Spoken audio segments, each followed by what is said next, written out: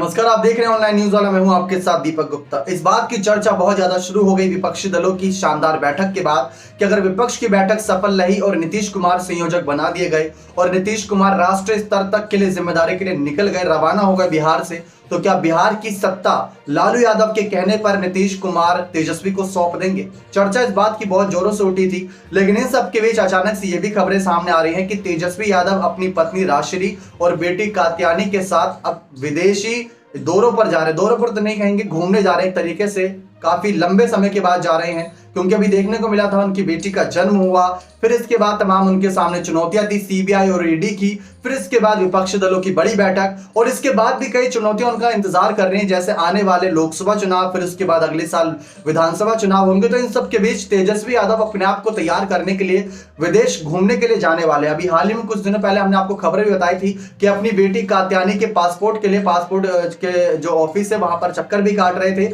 इन सब के बीच खबर यह है कि अरब और एशियाई देशों में जा सकते, जिसमें मलेशिया और इंडोनेशिया का नाम सामने आया था रिपोर्ट्स के अनुसार कि वहां जाएंगे, थोड़ा घूमेंगे फिरेंगे और अपने आप को कहीं ना कहीं बहुत ही आनंदित महसूस करेंगे, थोड़ा रिलैक्स रखेंगे, फिर उसके बाद चुनावी रण में कूदते नजर आएंगे। इससे पहले जो आखिरी विदेश दौरा उनका था, विदेश गए थे, वो था सिंगापुर, क्योंकि उनके पिता लालू प्रसाद यादव का वहां पर ऑपरेशन हुआ था, किडनी ट्रांसप्लांट हुई थी, तो तब वहां गए थे और तभी उनकी हालचाल लेने के लिए गए थे। लेकिन अब अपनी पत्नी और अपनी बेटी कात्यायनी के साथ घूमने के लिए जाएंगे, ऐसी खबरें हैं। लेकिन इन सब के बीच चर्चा भी इस बात की है कि एक तरफ सीबीआई, ईडी और तमाम केसेस से लदे हुए हैं तेजस्वी यादव, जिन पर कभी भी कोई भी कोर्ट का फैसला खिलाफत में आ सकता है। गुजराती को ठग कहा था, उस पर भी यहां पर तमाम इनके खिलाफ कार्रवाई जारी है।